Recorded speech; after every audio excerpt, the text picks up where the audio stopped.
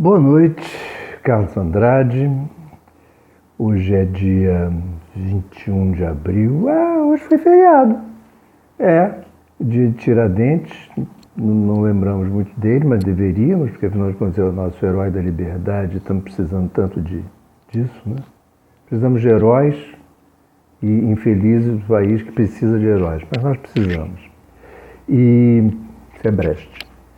E então, foi um dia basicamente normal. Você não sentiu falta de que fosse feriado, exceto se você teve que passar um TED na internet, aí não pode, mas fora isso foi um dia normal, exceto pelo fato de que ontem nós discutimos muito a questão de uma determinada fake news que nos chegou e ficamos discutindo, e eu fiquei percebendo que a língua portuguesa tem umas coisas muito engraçadas, ou pelo menos o uso que se dá para ela, que é umas palavras que dizem exatamente o contrário, né? Por exemplo, a gente fala de torcer, torce a roupa, agora são os ferros de uma ruína, então os ferros são retorcidos.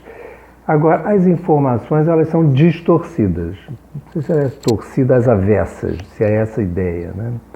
E por que eu estou falando disso? Porque lá no dia, eu corri uns vídeos nossos aqui para trás, e fui no dia 13 que eu brinquei com vocês que eu tinha me tornado um pandemista, ou seja, o urbanista, que é o que eu sou, que interpreta os dados da pandemia, daria um pandemista.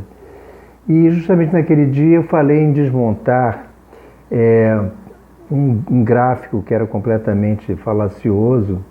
Dias depois tivemos também uma tabela sobre as mortes diárias do Brasil, no dia 16, e ontem, portanto dia 20, né, se hoje é dia 21, tratamos dessa outra questão que falava de um decreto que eu afirmei aqui. O decreto não existiu e alguma outra coisa qualquer, projeto de lei. Bom, aí tivemos algumas contradições durante o dia de hoje. Ontem mesmo já começaram uma série de questões. Eu fui obrigado, graças a uma das nossas seguidoras que me mandou um trabalho bastante avançado, e eu só precisei ir nas fontes. E a fonte foi basicamente uma reportagem, no caso da Folha de São Paulo, que eu vou mostrar a vocês, que a primeira questão que se falava ontem da fake news, que na verdade é uma informação distorcida, né? Não é um boato, porque como diz o samba canção, todo boato tem um fundo de verdade. A fake news é uma verdade, é um fato, né? E que é distorcido, ele é descontextualizado, ou ele é desfocado. E nesse caso, por exemplo, quando eu falei assim, não existia um decreto, é claro que existem decretos diariamente. Então, no dia 3 de fevereiro também teve um. E, circunstancialmente, era um decreto que falava em estado de emergência. Bom, aí fomos buscar esse dito decreto e ele é ótimo, porque ele fala exatamente o seguinte. Vamos ver. É o decreto de emergência, sim. Vou mostrar para vocês aqui. Olha lá. Decreto de emergência de saúde pública de importância nacional. E, com o decreto, o Ministério da Saúde passa a coordenar, aí tem uma sigla, a ESPIN, que quer dizer Emergência de Saúde Pública de Importância Nacional. Isso podia ser uma portaria, porque ela dá direito ao Ministério da Saúde realizar contratação emergencial sem licitação, convocar a Força Nacional do Sistema Único de Saúde, requisitar bens e serviços de pessoas naturais e jurídicas, assegurando posterior indenização, o que obviamente não aconteceu, e contratar em conjunto com o Ministério da Economia profissionais de saúde por tempo determinado. Bom, isso nos foi apresentado naquela coisinha de bandeirinha do Brasil como sendo um decreto de emergência e que levava à quarentena. E que havia um projeto de lei que tinha sido rejeitado pelo coitado do Rodrigo Maia, que entra nessa história só porque eles estão brigando lá entre si. Houve também um projeto de lei, e que também trata de quarentena, olha que interessante. Só que a quarentena daqueles caras que estavam em Wuhan, que para trazer eles de volta precisava de uma legislação específica que quando eles chegassem iam ser mantidos em quarentena. Isso no dia 4 de fevereiro, né? Bom, também é interessante a gente mostrar porque, já que estamos tratando de fake news, né? É bom a gente saber que essas coisas existem.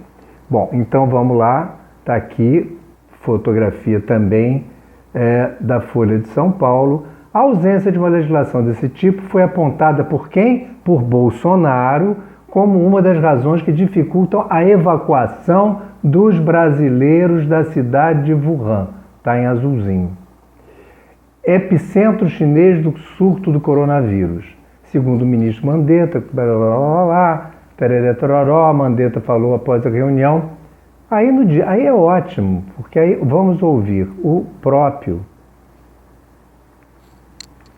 Bolsonaro dizer o seguinte. Está aqui o recorte. Vamos lá. Deve estar pronta, eu assino hoje, uma medida provisória sobre o tema. Se bem que depois ele é convencido a não fazer medida provisória, e sim um projeto de lei. Se bem que não tem pressa assinar hoje. Sabe por quê? Até buscar e voltar os brasileiros que estão na China, vai aí uns 4 dias.